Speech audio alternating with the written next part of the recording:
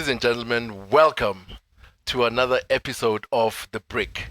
It's another beautiful Wednesday evening, a week that just saw a few days ago. We were just at the polls voting for our different municipalities in our different districts. And today we've got a very special episode with a very, very special guest. We've got the BSA elections coming up, and we just thought, why not take a moment and just educate the people and just get more into detail about everything that's got to do with the elections. Of course, I'm not alone. As always, I've got my main man, QD4, aka Boom Baby. Yeah. Thanks, Juice, for that great introduction. Charles, welcome. Charles Saunders. Thank you, guys. Great to have you here. A man who wears many hats. Yes.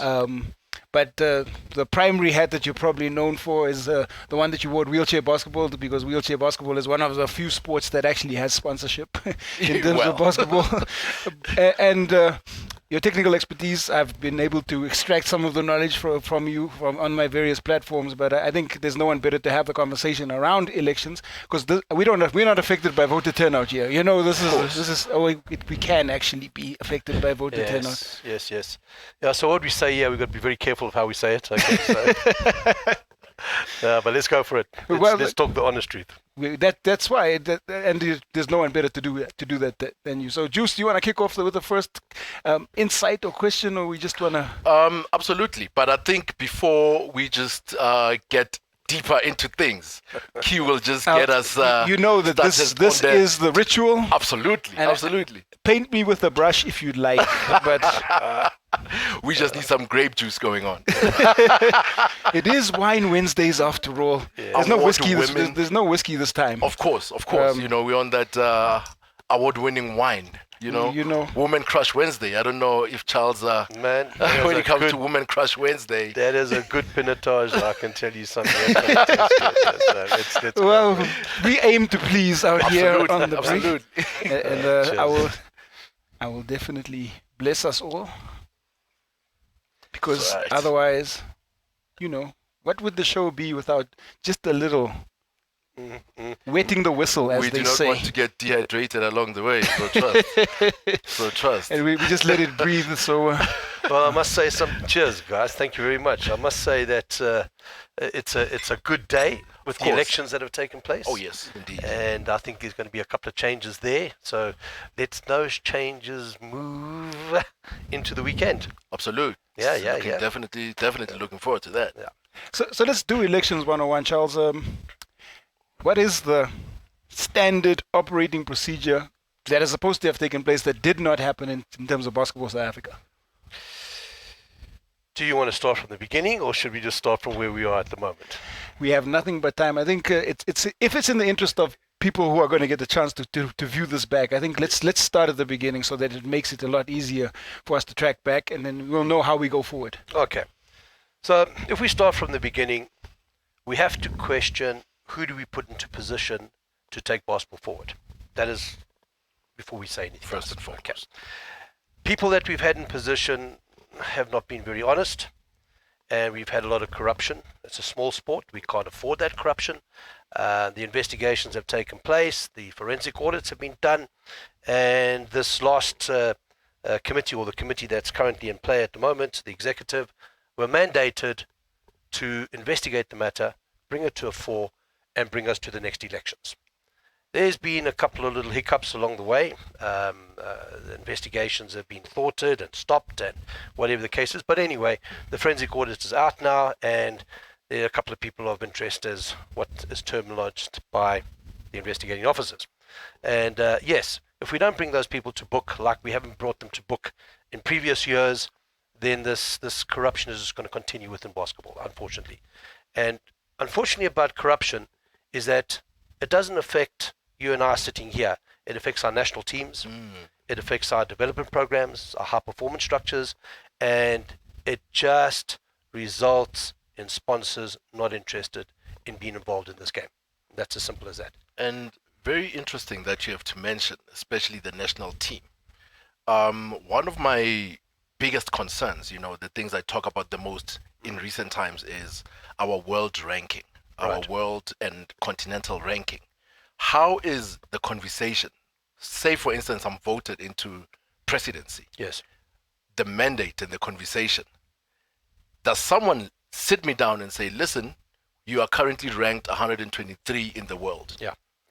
This is the unfortunate setup, is that I've always advocated, and I do this within sport in Africa, I do it within the own structure within wheelchair basketball, as well as wheelchair basketball Africa, is that none of my executive members will take in a position unless they produce a CV of who they are, what they are. They've been vetted, okay, to understand that they know what they're doing. And then thirdly, they go through a really comprehensive understanding of roles and responsibility. And I think this has lacked quite a bit within basketball South Africa at the moment, and basketball on the continent. Absolutely. A lot of people take position because it's great to be the president of an organization. Why? I go to the Olympics, I go to the World Games, I go to wherever basketball is happening, and I live the good life when it comes to that. The problem that comes about it is that if you don't have somebody with, and I'm going to be blunt, operating experience, leadership, Absolutely. it just falls down. Okay, and not blaming anybody, pointing fingers at anybody, because our constituency as basketball South Africa is to blame. So let's ask this question, because this is the question that everybody kind of thinks they know the answer to, but they don't. Who is basketball South Africa? Because if FIBA looks at us, who goes to represent BSA at any FIBA events? Who are those individuals Well, from that's your FIBA's Secretary General and your President of the organization. Okay, these are the people that sit and eat the good stuff, and they're the people that one talks to. So if your Secretary General is a weak person, all right, that's information not getting through to the international body. And when that takes place, everything collapses around you. Your president, as much as we would like to think of him as a figurehead, the problem is he is meeting with political people all the time, whether it be within our local structures or whether it be outside of South Africa. And it's important that that individual is capable of talking that type of language to the sponsors of the world. So who are those individuals for us? Do we have names of those, like right now? Well, we do have the current president, which is Mr. Tshwane, and Mr. Victor Bergman as the Secretary General of Basketball South Africa. As I say, it's very difficult to point fingers at this current committee, or executive as we call them. And the reason being is because their mandate was very different from previous year's mandate. Their mandate was to get us to the next elections. Correct. And to sort out the nonsense that was taking place. In other words, constitutionally, which was a very big problem that we had, the constitution that we had in its current format was not leading towards the development of basketball, if I can put it that way. And secondly, to rot out those that have taken money from the organization for whatever reason, and to bring us to a clear book before we go forward. Okay? Have they met their mandate? I believe that 90% they've met their mandate. All right? The last 10%, we have to turn around and say, well, why didn't elections take place last year or the year before? That was going to be my next question. Okay. So, yeah. So COVID did have an impact. Okay? Why they didn't jump on a webinar and have the on webinar? Well, things are different. We run things very differently in South Africa and compared to other concerns. Okay, and the first thing is that SASCOC is the mediator of the annual general meeting or the quadrangle general meeting, and because of all the nonsense that's gone on within the actual structure itself, you need a mediator. Okay, and that mediator is the highest level of basketball in the country, apart from sports and recreation, and that is SASCOC.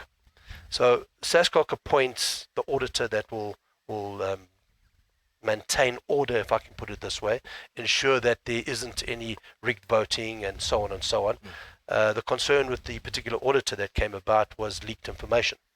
All right, is that the public happened to see all the names of the people that were put down as electees, and when you look at it, the federation only found out who was on that voters roll by seeing it in the media. Now that's not acceptable in any language. Okay, so we have to question that structure first of all. Okay. And again, this has now put things on a back foot again, because why? Once it has been questioned by the organization, and it was questioned by Basketball South Africa on why was that information leaked, okay, we then had to appoint another auditor. Because you can't have the credibility of your auditor brought into disrepute. Exactly. And once that took place, then we have to go constitutionally, which means notice of another 21 days to set up the actual AGM. So there's everybody out there turns around and says that this current committee is delaying process. It's not. As soon as somebody complains and puts in a formal complaint, matters stopped, matters then investigated, answers are then given, and then the procedure starts another 21 days. Wow. So every time there's a stoppage, there's 21 days delay. Okay, because now we have to relook at what has gone out constitutionally. We have to relook what has been sent through to the members. And if there's errors within that, our 21 days notice again. So where this election should have taken place at the beginning of the year, we've had these constant delays that have taken place. So we're blaming the current executive for delaying the process, not understanding that the process is outside of their control when it comes to the mandate of physically facilitating it. So Okay. here's the question now, because we saw a letter from SASCOC, again, probably a leak, who knows. Yep. And it says that 6th of November is the last date that this election can happen and Correct. needs to happen. Correct. So we can be pretty sure that there's not going to be another 21-day No, so delay. the 21 days or the 14 days notice took place. Okay, that was given. The notice was given. So everybody is now set up for the 6th of November, unless there's another letter that comes in that is threatening, threatening legal recourse or whatever the case may be, and then the process starts again. Okay, so it's not a factor that we can just say, all right, 21 days, let's call the AGM and let's vote. There's a process that takes place with it. And this is something that, again, we haven't educated our community. Mm-hmm. All right, because everybody believes that at schools we had our little AGMs and we voted in our little councils, and they then ran whatever the case. It doesn't work that way in the real world. And unfortunately, Basketball South Africa is a legal entity.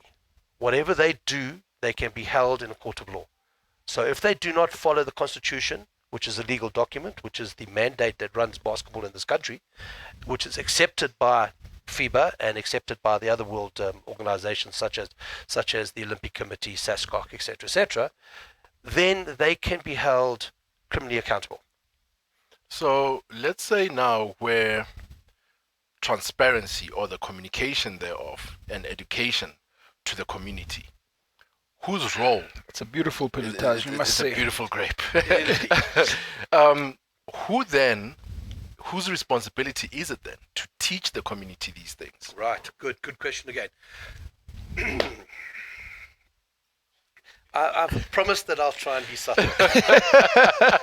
It's not in my nature, but I'll try and be subtle.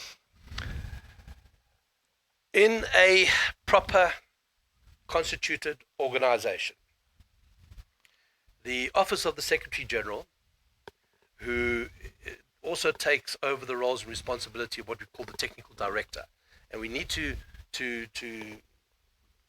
explain what a technical director is. Segment them a little bit. So that a technical director is not somebody that just looks after referees.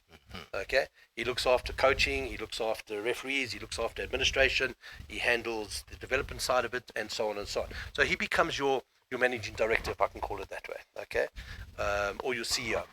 Okay, and what he really and truly does is that he will facilitate these teaching processes. Now, a lot of us out there don't know that we can get onto the actual website, which is FIBA.basketball, and we can download all of this information, and we can do the workshops and the courses and everything through the actual FIBA platform. Again, we are not aware of it. Why? Because we're not taught about it. Okay.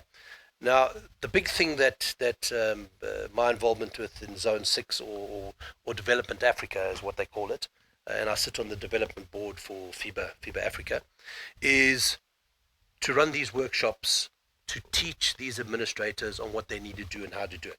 We're in a modern world. Correct. I mean, we're sitting here now broadcasting through to anyone that wants to listen to it.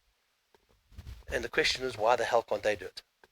This is a great question. Why the hell can't they get onto a Zoom call, bring in people, bring in the expertise, and put them in front there and teach? Correct. And we have the expertise in this country. Okay, and excluding myself with the knowledge that I do have, we have the expertise in this country that can run coaching courses, that can run technical courses, administrative courses. And all we've got to do is follow the Constitution.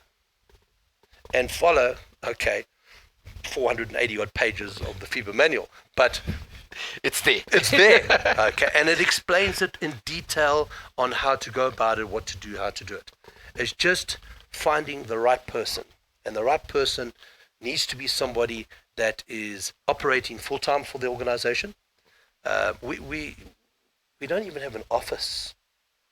So, I mean, this is leading to exactly where I think I wanted to go, because now we're going towards composition of lists and how we go about tabling the required candidates for an election. I think that's ultimately the biggest question that everybody has. So we, the basketball public, have all got our opinions because we like to transpose little stencils that we have from how elections should work. Your school example of the school governing body is pretty much that.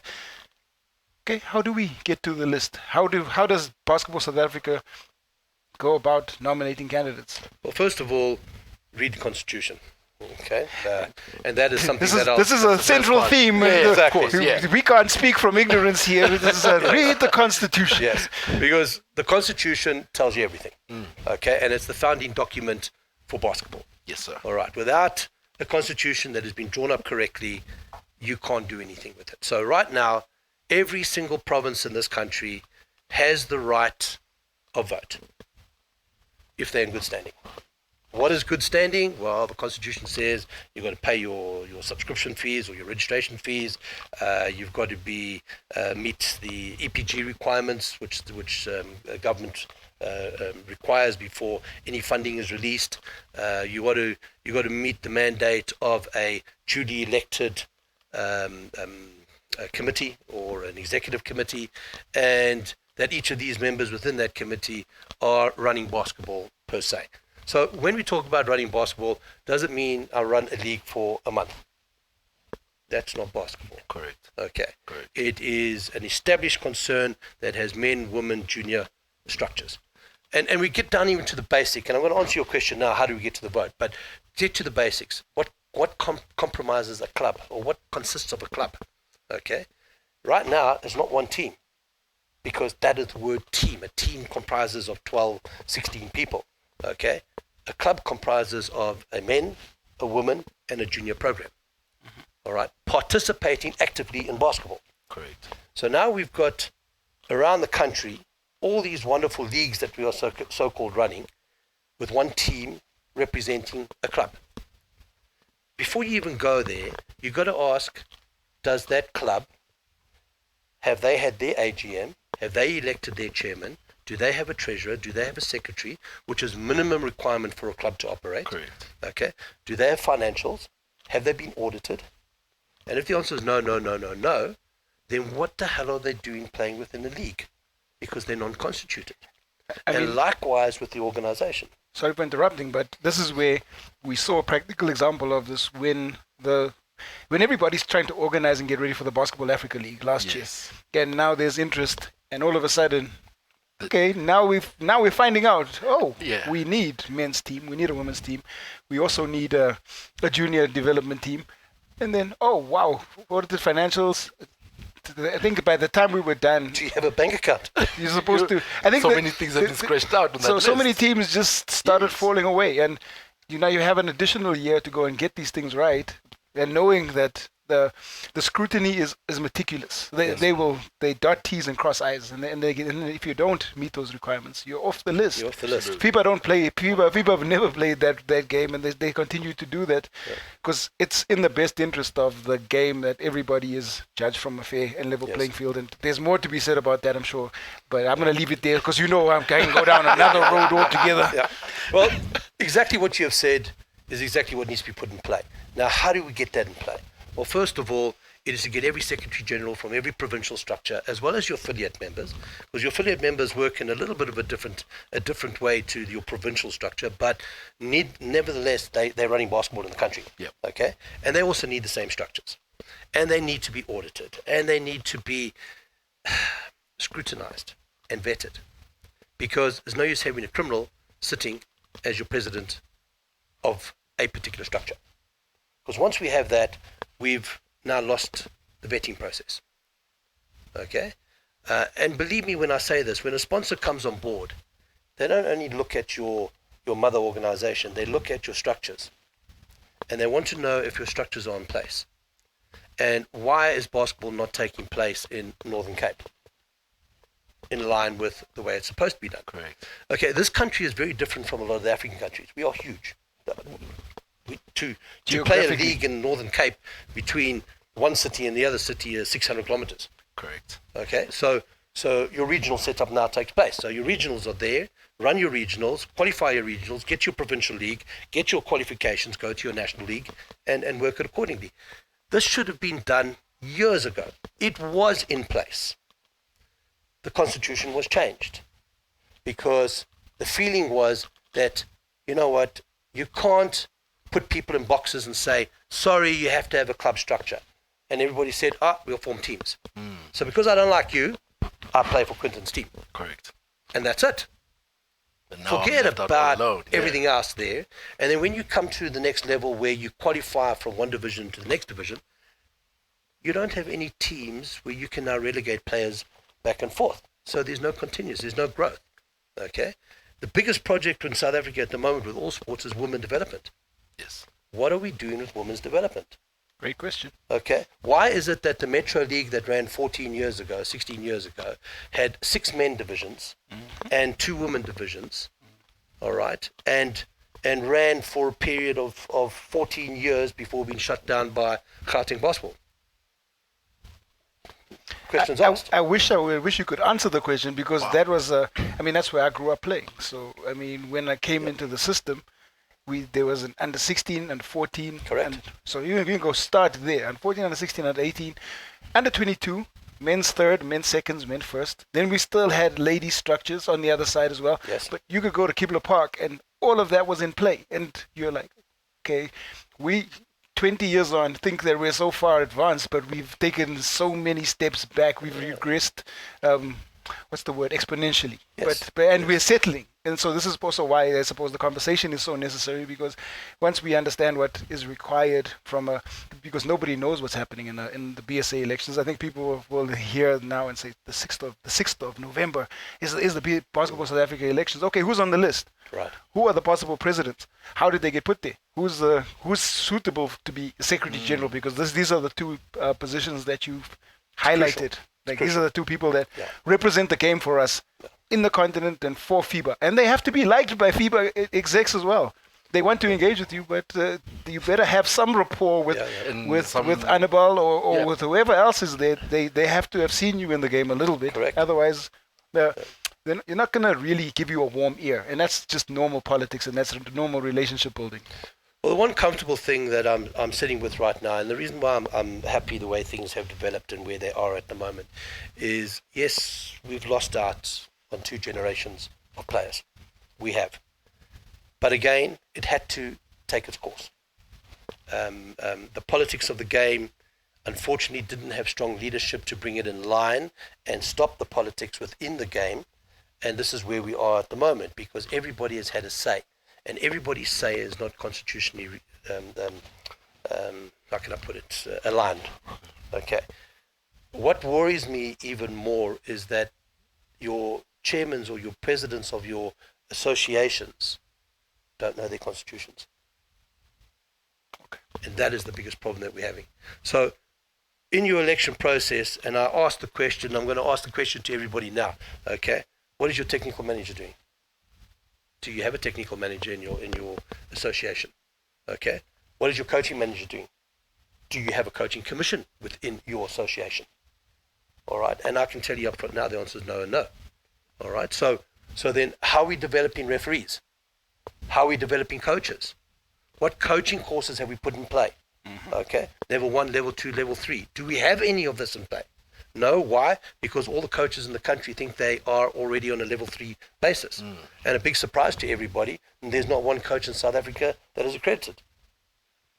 There's not one coach in South Africa that is accredited. And that's actually a very, very, very big factor right there. So let me even go further and say this, is that our national team that is supposed to leave now to go and qualify in the Lesotho with the under-16s don't have a coach.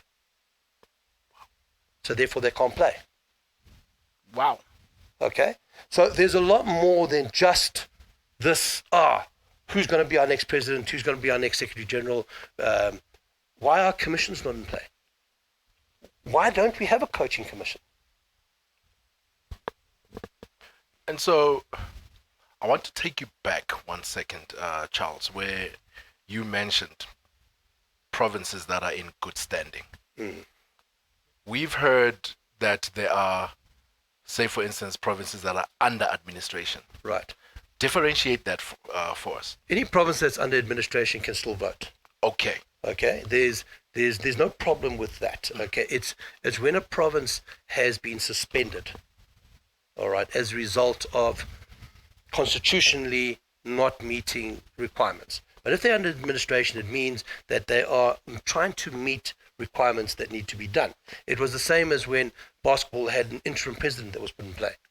Okay, we were under administration, but we could still vote at SASCOC, we could still participate, we could still run the national teams and the programs. It just means that that administration is going through a process of maturing or developing or structuring.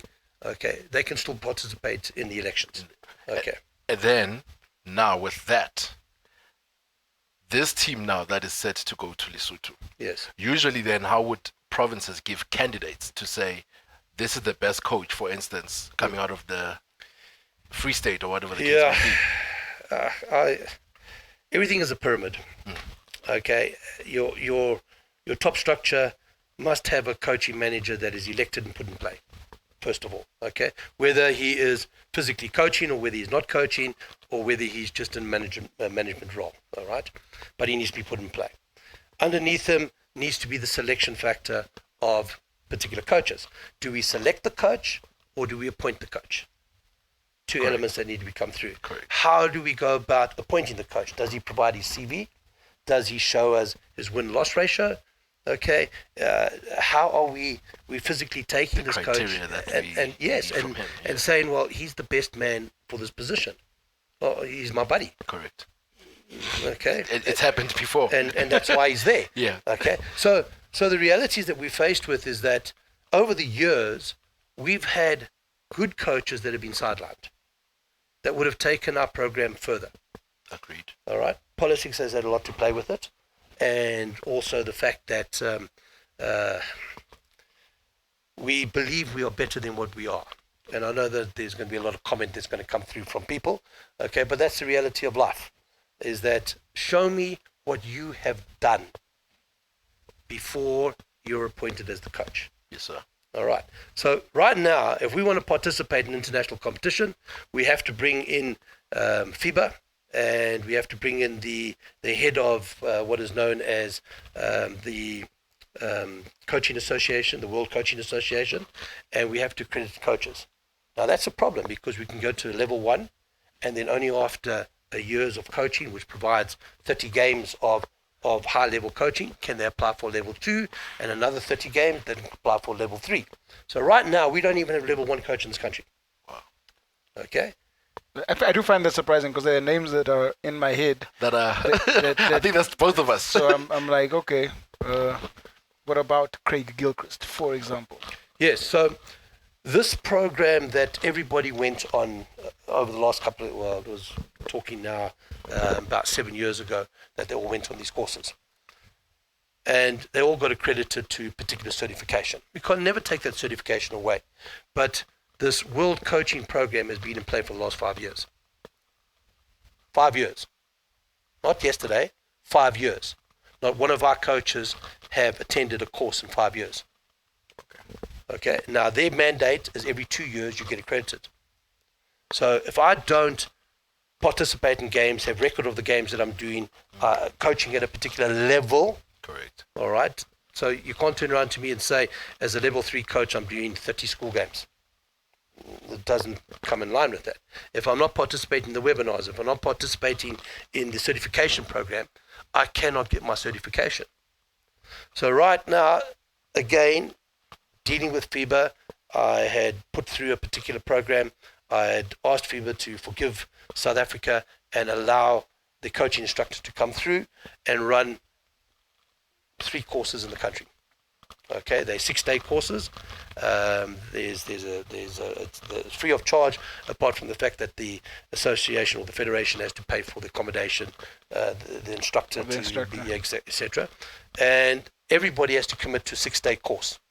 Can't be here for 3 days, go away, come back in a 6-day course.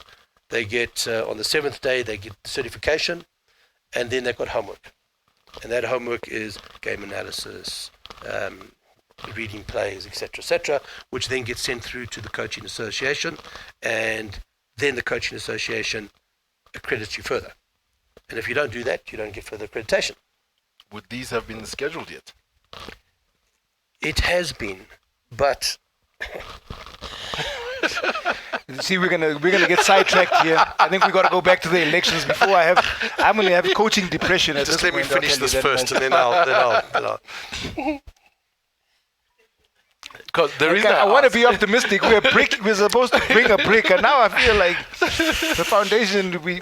Let's go back. Let's start with the election brick. Okay, let's just make that happen. Possible South Africa's money, because they're under administration, is sitting in SASCOC. So, Possible South Africa per se have to provide a income statement. They have to provide a plan, a development plan, a financial statement on what they require to get to the next level. Now, at this given time period, cannot be done until the elections are finished.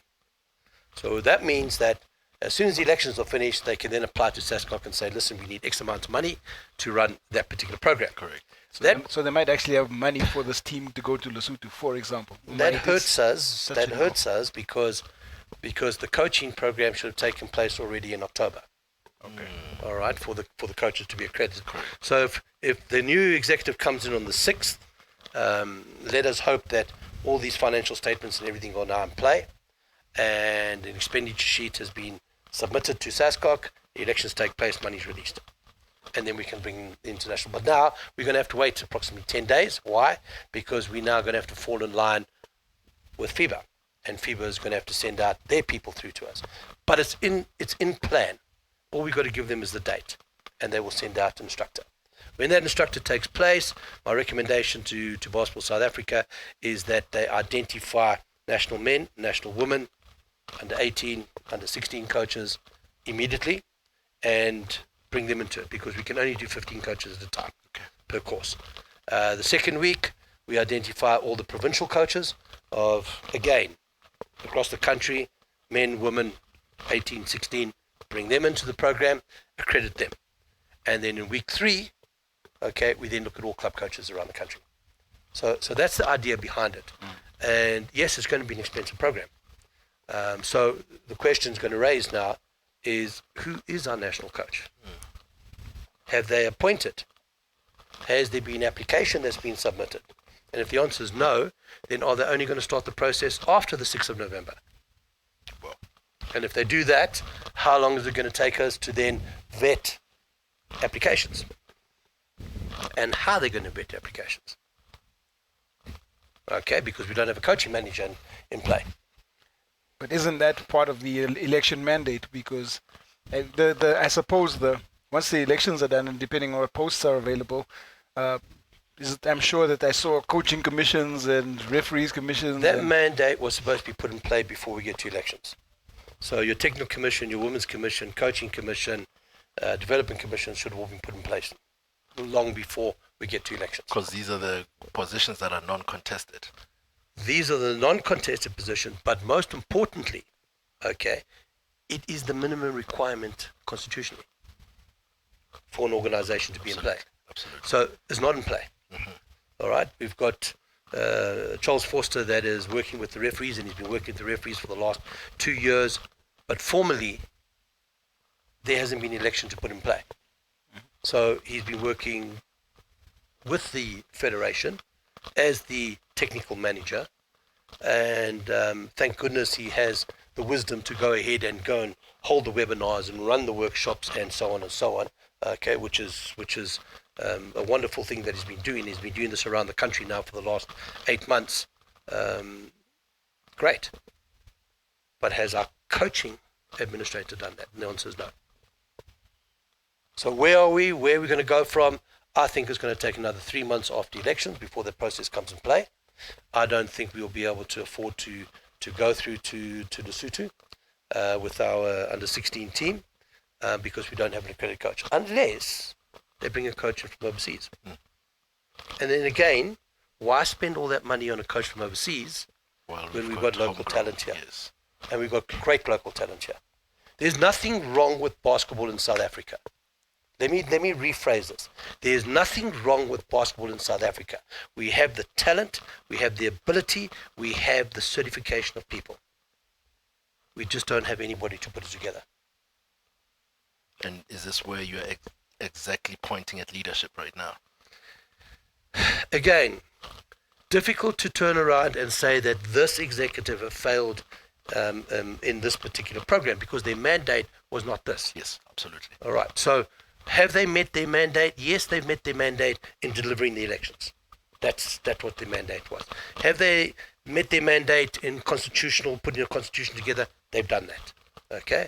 Have they been able to investigate this matter so that we can start getting lots of funds again? The answer is yes. All right. The problem is that whoever's going to be taking over is left with the legacy of the past. Like the last executive was left with the legacy of the previous committee, and them left with the monies missing from that committee. Correct. Okay. So the last 3 committees that have been in play have basically Have all been backtracking. Exactly. So how then do we, let's say as the basketball community, how then do we make things easier in terms of them finding themselves and establishing themselves? Understand how the structure works, first of all. We've got a lot of people pointing fingers. Correct. But nobody doing. Okay? And this is the biggest failure that we're having at the moment. Correct. It's easy to point. It's easy to turn around and say you don't know what the hell you're doing. Okay? Until you get there. And then I ask the question, do you know what the hell you're doing? All right. So stop pointing fingers. Correct. And be part of the solution. The solution right now is to ensure that we deliver an executive that's going to take us forward. Correct. Correctly. Okay? In line with Constitution, in line with FIBA requirements, and get back to international competition.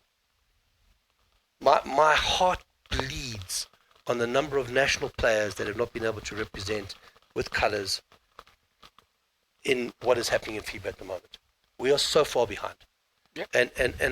And it's not the fact that we don't have talent, because we have talent. It's definitely there. Okay, Absolutely. because I'm involved in FIBA Africa all the time. I see the quality of players that are out there. We are there, and we can compete. We just need an administration that can take us forward. Well, that's hopefully what the elections are supposed to be about. And this is supposed to be the mandate that the elections deliver. And that's why we have you on the show, because we need to know what all of this really means and how the practicality of all of this can come about. So, you know, the electoral procedure now is underway. Yeah. What is that electoral procedure? Because I think that brings us to Correct. The crux of it. where we at now. All right, so the first thing is that any person that is going to sit in the federation needs to belong in some capacity within his local association.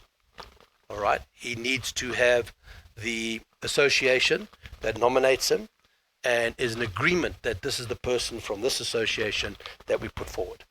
All right, now, I don't want to go into the politics of what's happening in associations where we've got two associations representing a province. I was going to say, it's very difficult to have a non-politicized conversation, but we'll try. We'll see if that's possible. We'll try it as carefully as we can. I don't think one bottle of wine is long enough. Anyway, we haven't even started.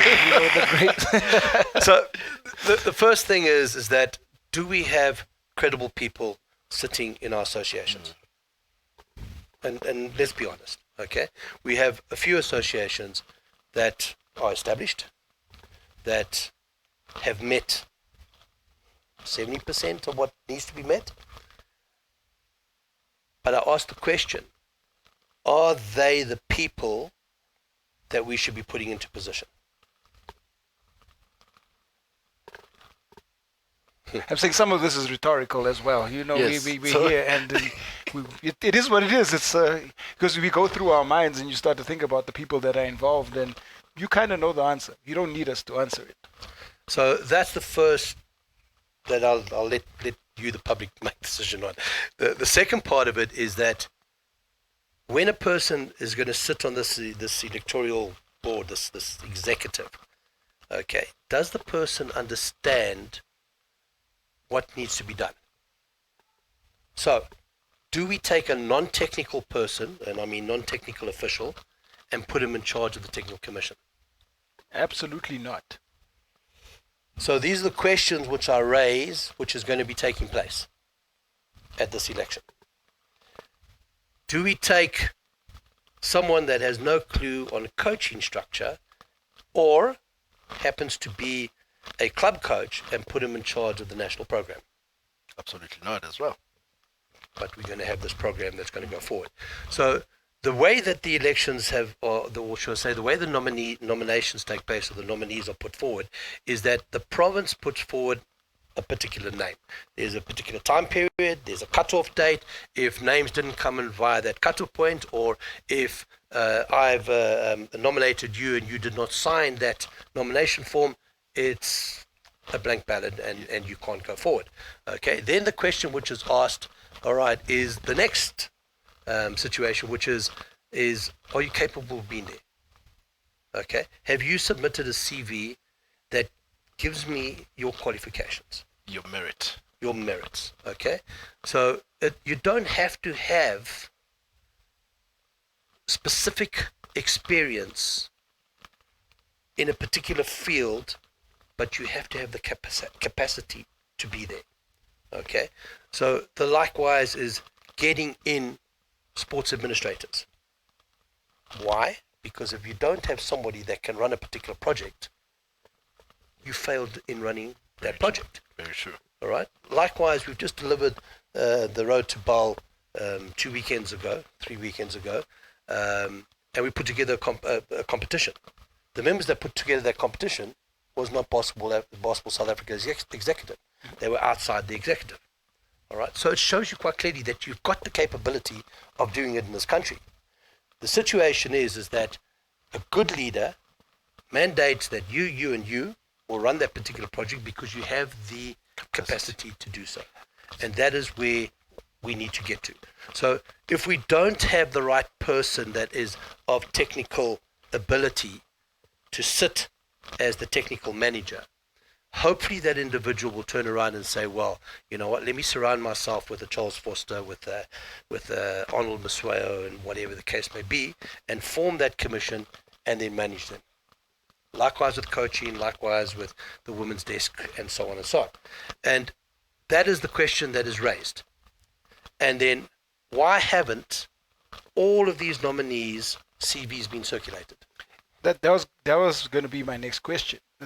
Why is there so much secrecy around the lists? If they're part of the basketball community, at least the general public have a right to see how the how the federations or the local governing federations have chose their candidates, and fair enough. If they're nominated and they've been part of Northern Cape Basketball Association for X amount of years, great. But there's so much secrecy. We don't even know who's been nominated for Basketball South Africa president right now, and I have a core problem with that. I do. Yeah. Think about that. We are so compact as a basketball community. Yeah. We should be seeing these CVs, Yes. these lists, because we are that compact. Everyone knows everybody. Unless it's in the constitution, it says that this must be a dark list, Put a big embargo redacted on here, and that's that. Well, the situation as well is we've had a tendency of threatening people. Okay, we intimidate, and so on and so on. So, in protection of the individual is more than likely the reason why they haven't done this. And there's one thing that I will say about Basketball South Africa: they communicate with the chairman of all the associations, as well as with the chairman of the affiliates. Okay, yes. so we receive that information. If the chairman of the association doesn't talk to his people, then there's a breakdown of communication there. Okay, and again, in the modern technology, we have WhatsApp groups. We have. It's impossible to not communicate. Exactly. Absolutely. And a simple thing that we've done a couple of years ago within Africa as well as within the wheelchair is everybody has a WhatsApp group. Correct. So my coaching commissions, my technical commissions, women's commission, schools commissions, etc., all have WhatsApp groups, and the administrator, which is myself and my depending as well, my development officer, which will take care of youth and schools and women's programs, the high performance program, which will take care of the national teams and high performance development. They're all in these WhatsApp groups. So these WhatsApp groups are free and open, and whatever we need to post, we post. So it will come from the office, it will go down to the administrators get on the WhatsApp groups, and they submit it to the regions. Streamlines the communication. Streamlines the communication. So nobody out there, the breakdown comes through when the chairman of that association doesn't talk to his association, Yes. his constitution, his consistency, I should say, and we demand that all clubs are involved with it as well. So one WhatsApp goes through, that WhatsApp is communicated. The office does not communicate with you as a club member, okay? Because as soon as I start doing that, then I take away your authority as an association. Correct. So communication with the association deals with the clubs. And if that communication is in line, you don't have problems. Yes, there will be people that will be grievance by it, okay? Everybody has the right of opinion. Put your opinion down there. And again, we do not entertain that opinion if it is a verbal opinion on social media. Okay? You've got a genuine opinion, put it out through the structure, right, and we will deal with it. Absolutely. All right? And that's hopefully, I'm not saying it's the right way to do it, but it works. It gives a structure. At least you identify that. Structure. I mean, I'm not sure how much more we can go into the election talk. It's from structural perspective we've spoken about, and we've looked at even different variables. You've spoken about coaching problems and what can come. Is this election? This election is supposed to be a good thing. Is it a good thing? Should we be optimistic about it? I feel you know what, I'm never a pessimist in basketball, because we've got the people. We've got the people. We just need to make sure that when those people get together, they all work to a particular mandate. Okay, and we don't have a situation where that committee is split because I disagree with you on this, I disagree. That's internal. That's handled internal. Vote yes, and we go yes. Vote no, and we go no. Okay? And if we could just do that in the whole of South Africa, how much better this country would be. Absolutely. And I think the one thing that most people have been craving for the longest of time is just a bit of transparency. Oh, yes. I think now you've taught us and enlightened us on what the previous or current mandate was. And so now the question then is, okay, is the new mandate ready, regardless of who is re-elected or elected newly into the office? I think, I believe, and it's still going to be dark days for the next couple of months, okay? It's because Basketball South Africa will need to re-engage their bank accounts. There needs to be after we've met all the current requirements that have been stipulated by SASCOC and Sports and Recreation, and we have met all of it. This is the reason why there's been this delay. Correct. Because Sports and Recreation had turned around and said you hadn't met ABC, and until you meet ABC, you can't have elections. Yes. All right. So all of that is in place. It's management, and once that management is directive, we will go in the right direction. Okay. FIBA World, FIBA, NBA are all crying out for South Africa to get their house in order. Absolutely. Okay. It's not They the first time I believe hear that this, South yes. Africa is the springboard of Africa. We have all the amenities. We may not have the stadiums that sit 30,000 people, 25,000 people, 15,000 people as mandated for this level of competition, but we have all the amenities that are present. Absolutely. But we do. Okay. There are places that we can And convert. there are places. Okay. The problem is whoever's going to take over that high performance program, or the technical director of basketball, needs to then identify and say, well, we want to host Afro Cup. Okay. And Afro Cup will be there. All right. Just as a prime example, Correct. if we go down to Durban, all right, and we use the RCC down in Durban, we have the Hilton Hotel next to it, as well as several other hotels. We can convert that into 3 courts, 2 practice courts and a main court. And we have the seating capacity of 25,000 people. So we've met the mandate. All right. What we need to do is get involved in tourism so that we don't have to pay 100,000 Rand a day for the venue. Okay. Then it becomes a different scenario. We have to get the Minister of Sport, and right now he's bought into everything. Okay. It's the trust factor that now needs to be established, and say, okay, fine, get the likes of NBA Africa, whose head office is based where? Johannesburg, South Africa. and get them to turn around and say, why are we not a host city? Because we've got the capability of being there. All right. How is it that all of our local talent is playing overseas and we don't draw them back for the national team? Well, we don't have a national team. As we're being optimistic. I'm Absolutely. just stating stuff that people already know. All right. Know. So the reality that we're faced with is that whoever becomes that technical manager of Basketball South Africa, his job is there to ensure that all of these legs are put in play properly from the beginning. Okay?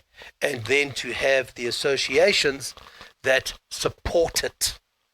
Because without the association supporting it, and without and having this backbiting that's taking place all the time, and guys, look at yourselves first.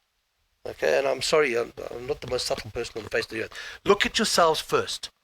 Okay? And turn around and say, can I hold up this flag when my own association is not in order? All right? Don't throw stones at glass houses. So many Absolutely. glass houses. are Okay. absolutely. So the reality is that, yes, you've all got something to contribute. Contribute first of all by making sure that your association is in place, and then move to the next level. Okay, right now we're in a precarious situation. We don't trust the administration, and when we do, we have to ask questions. Why is the administration not doing ABC? Okay, and then when you see for the last 4 years that they haven't had a bank account because the bank account has been handled by SASCOC, that money's gone missing that was allocated for particular high performance programs that moved elsewhere, and that our national team had to stop its progress halfway through and withdraw from attending competitions because monies that were allocated were no longer available. Because the National Lottery now is asking questions that, and if anybody understands what the National Lottery Board does, is you sign a contract that says this 10 Rand goes for that project, that 10 Rand goes for that project. And if you use that 10 Rand for that project, okay, and you haven't informed them about it, it's a criminal act. Mm-hmm. So right now, all the monies that came through from the National Lottery were not used where they were supposed to be used. So this is another hurdle that Basketball South Africa is going to have to get over now. And lotteries are turning around and saying, where's the money? Declarations. Okay. Declarations and accountability. So the mandate of this executive was to prove where that money had gone to. Correct. which they have done.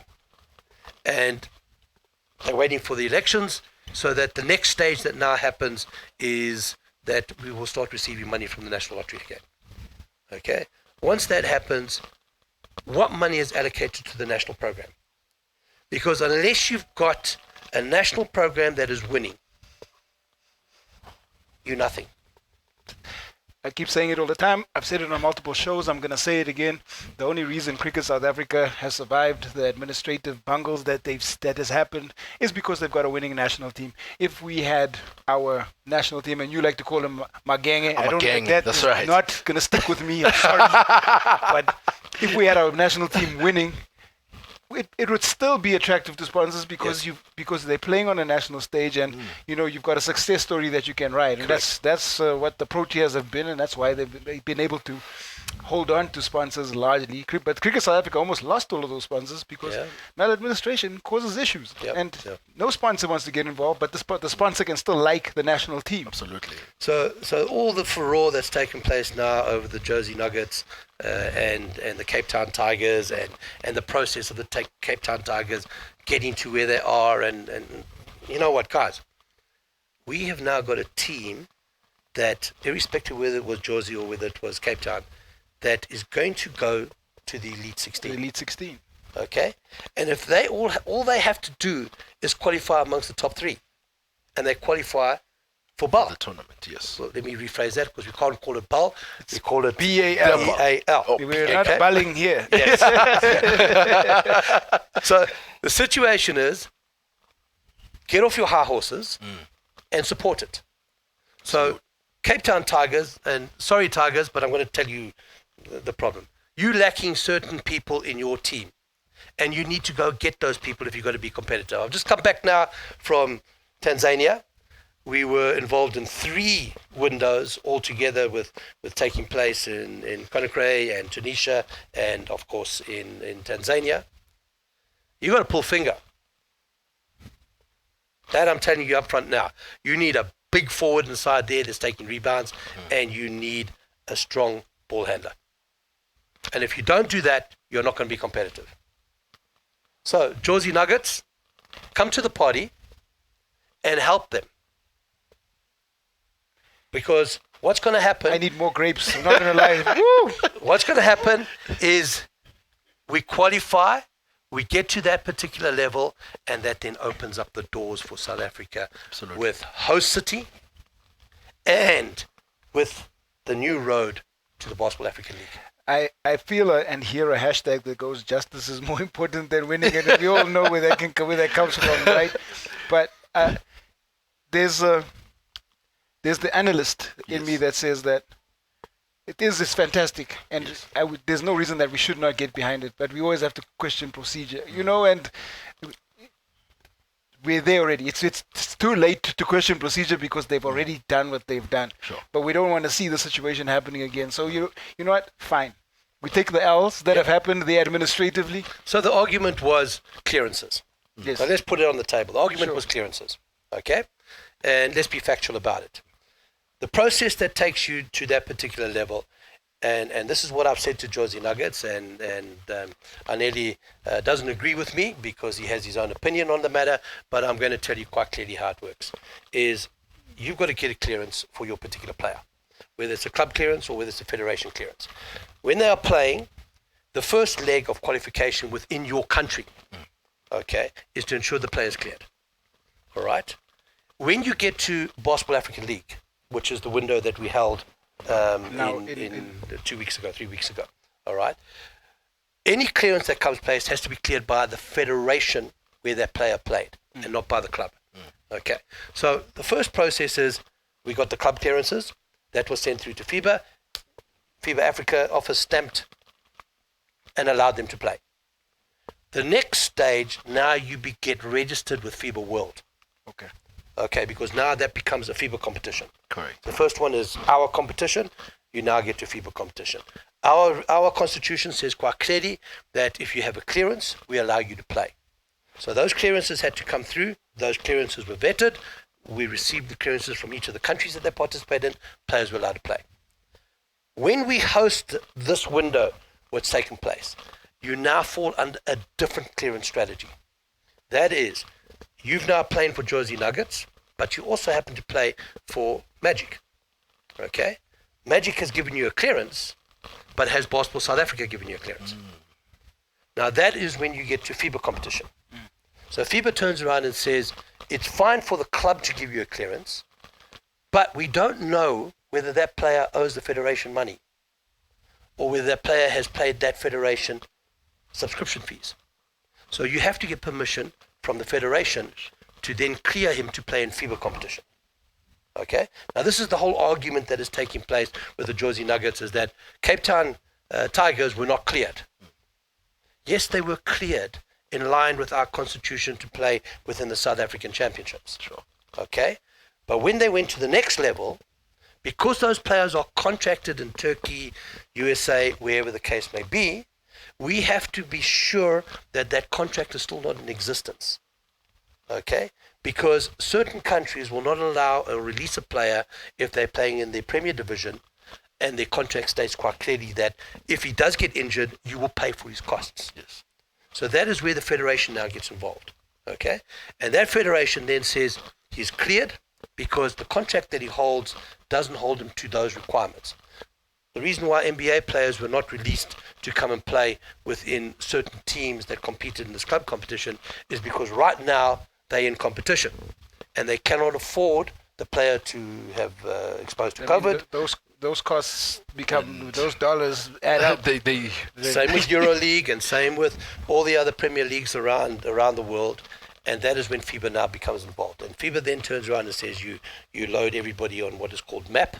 Okay, MAP is a registration process and it tracks players wherever they're coming from. Okay, so the problem was that Cape Town Tigers was given permission to play because they met all regulation requirements.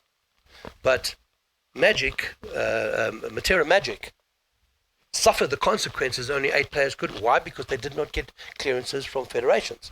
The Spanish coach that played for Barra was suspended. Why? Because he didn't get the Spanish federation to clear him to coach. Now, these are the problems that again, we do not understand within South Africa, because we're all told, they have to have clearance from FIBA. No. Your structure within South Africa says you provide a clearance, we have that clearance, you can play. If you go and play for FIBA, you've got to have a federation clearance. You get that federation clearance, you can play. So then that becomes part of the conversation that needs to be normalized. Exactly. Where we have our director, development directors, and so that then they normalize such conversation before international competition and all. But again, that is uniform of national rules of competition that every single association needs to put in play. Because right now, nobody has national rules of regulations. So they just play.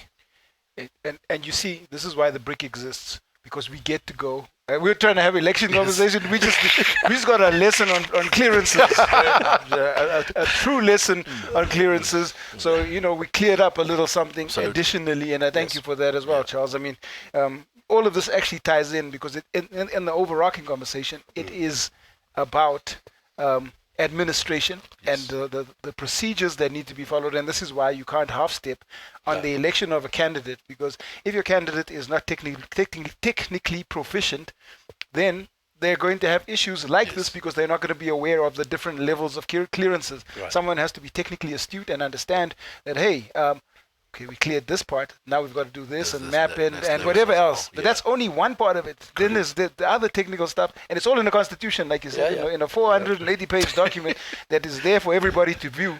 So I guess the one thing that I liked, I've spoken to Gareth Jason before, and one thing that he always does is he comes with the book and with the actual FIBA Constitution, and he'll be like, what does this say? Because you come... And it's there in black and white, and you can't argue with it because it's written down there. How you interpret it, and you know what? It's written. The hat's got to be taken off to him, and we've spent many hours on FIBA regulations, and it's not easy. I mean, there's 6 books just on regulations, okay? And I've broken them down. It's really taken me 3 months of taking each entity, breaking it down to a webinar, taking out what is necessary to discuss and hold the webinars with them.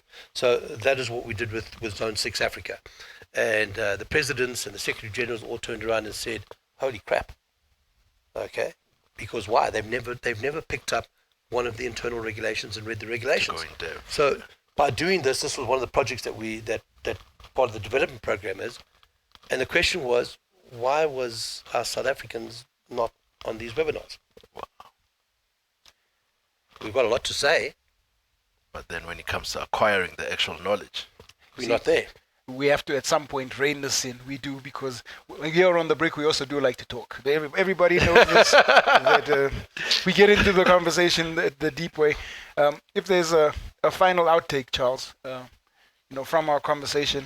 So unfortunately, certain people have been eliminated from the roster. The reason being is that they... Have you had so you have had a look at the roster. You've got line of sight of who the candidates are. No. It's the information that I've received. Okay. So, yes, it was circulated. After the leak, it was circulated through to all the provinces. All right. And there were certain people that were removed. People were very upset about it. But the reality is that it was the Schools Association in certain provinces that put a candidate forward, and only the Federation could put the candidate forward. All right. So certain people were eliminated immediately. Which is the way it should be. The people that are there at the moment, are they the right people? We cannot say at this stage. All right, but the presidency is being contested. The vice presidencies are being contested as well, and there's a couple of new nominations of people that's been put forward, whom again they haven't been contested, but I question whether they're the right people or not. Okay, and I'm terribly sorry if you disagree with me, but there you go. So okay. Again, we're not allowed to mention the names because we spoke a little bit earlier, and there's safety issues now, and of course, and that's something that I never took into consideration because this is a contested election. You gave me an answer in terms of transparency, so yes. I'm not going to interrogate further, and I'd love to know. They have been sent through to all the association chairmen, and the chairmans should have sent it through to their provincial structures. Okay. If they haven't done so, then that's the reason why we haven't got that information. Whether we agree with the nominees or we don't agree with the nominees, this is the process that's taken place, and this is the election process that will then take place on the 6th. So whatever happens, candidates are on the roll, and now it's the association to make decision on which candidate will fit that particular role. So how many votes happen on the 6th? All the federations that are members? So the associations have got two votes each, and the affiliates have got 1 vote each. Okay, and that's what is tallied to determine who goes through where. So the way that the actual voting will now take place is that the 2 candidates for position A will come up, and everybody will go into secret ballot. It will take place in front of you. The auditor will then count the votes as soon as it's happened, and the candidate will be nominated into position, and then the votes are destroyed, okay, on permission. Then who is overlooking and auditing this election process? This is SASCOC itself. Okay, so Basketball South Africa cannot be judge and jury, all right, and executioner. They deliver, they proceed, and then it's taken over by the auditor itself. And it's supposed to be an independent auditor that's appointed by SASCOC. Okay, whether we agree with the auditor or we don't agree with the auditor, we also need to understand that these are financial institutions that are chartered accountants, okay, and they belong to the Auditing Association of South Africa. If they cheat, lie, etc., they can be struck off the board. Okay, so it's not a factor that it's just anybody that goes there and does the audit. It is scrutinized and done by specifics. All right. Likewise, where the financials are done by Sistoli and association, he is part of the member of the Chartered Accountants of South Africa. If he falsifies records or falsifies audits, he will then be removed for the rest of his life. Yes. So it's not just me and you that's going to go count the votes. Correct. Okay. It's done specifically by auditing firms around the world. Okay. And these are big auditing firms. Wow. I think more than anything, this has been very insightful. You know, you spoke about the affiliates.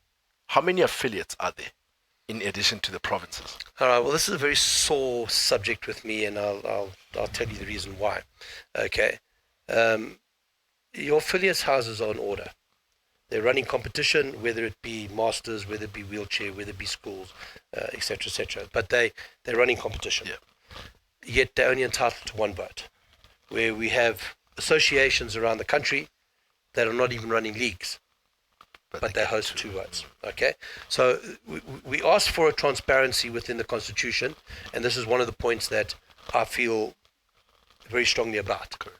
Is that everybody should be equal. Okay, and yes, the argument is, but the provinces contribute more to basketball than the affiliates do. Really?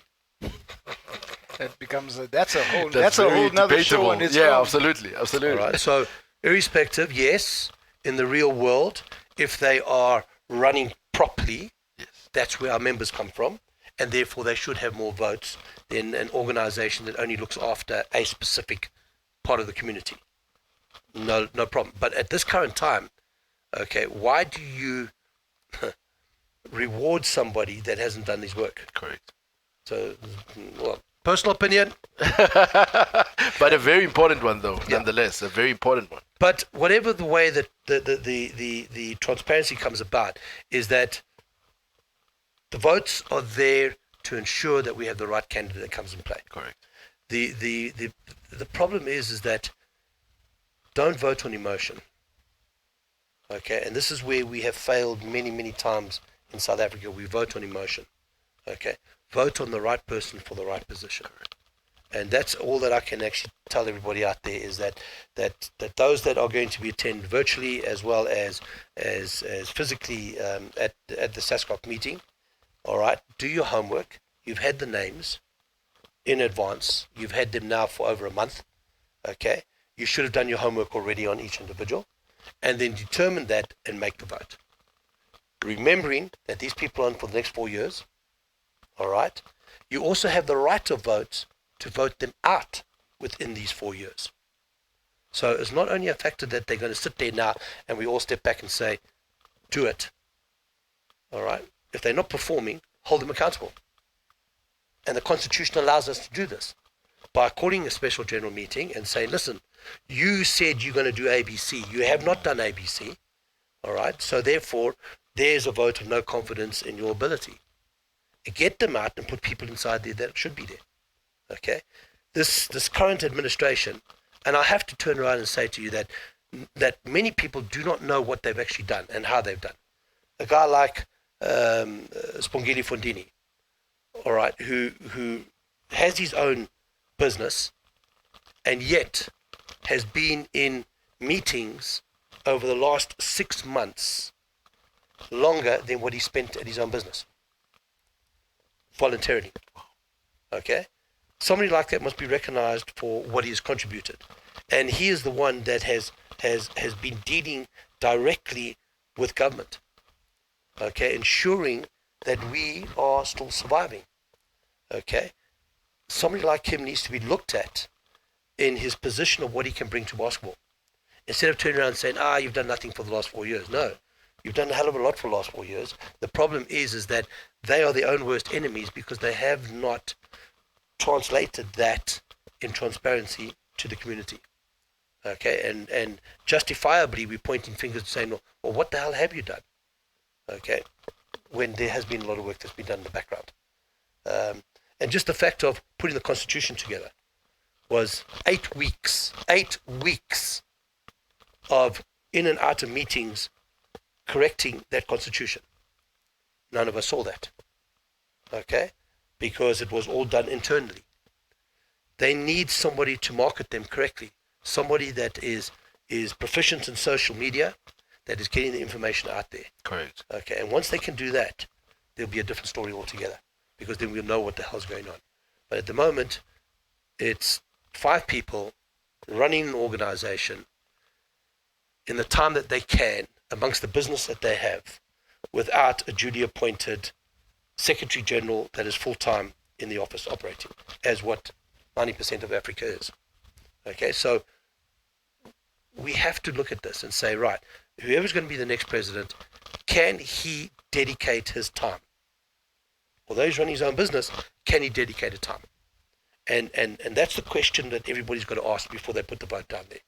Okay? Can you... I know. I'm very lucky. I'm in sport. I'm in a sporting administration that supports me as being president of Africa for wheelchair basketball, as sitting on FIBA within competitions and development. And they support me 100%. Why? Because they know that no matter what happens, their work is delivered. All right? And I'm in that fortunate position. Whoever is going to take over the most crucial position, which is Secretary General of the organization, or CEO, as they are known as, and the president of the organization, both have to contribute time that is beyond normal person's activities. I have to hit you with a little step back jump shot. Yes. Congratulations on the recent 3-on-3 that wheelchair basketball just Thank you hosted. very much. Yes. Do you want to speak a bit about that? Well, it's a project that I was involved in 6 years ago. We took it to Wheelchair Basketball World, put it on the table. Wheelchair Basketball World was very concerned that the 3-on-3 game will take away from the 5-on-5 game, as was FIBA originally when the 3-on-3 game came out. And it was convincing them that it's a particular skill set and will not affect the 5-on-5, but will enhance it from Correct. the development side. Correct. So it took 5 years to come to fruition. And of course, I'm very proud to say that South Africa, who initiated the original project, was the first to host it. Yes, okay. absolutely. And I can't say South Africa. I have to say Africa because I'm president of Africa. So, but we were the first, and we've set the bar high. Yeah. It's going to be very difficult for the other countries who have been put in play to meet what we have actually done. But the good thing about it is that IWBF World and FIBA World are now in the same office, and FIBA 3-on-3 have initiated wheelchair basketball 3-on-3.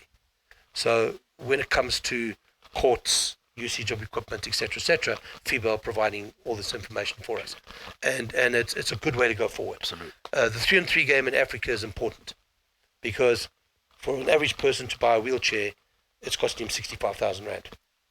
Okay, It's a lot, because the wheelchair is his legs, of course.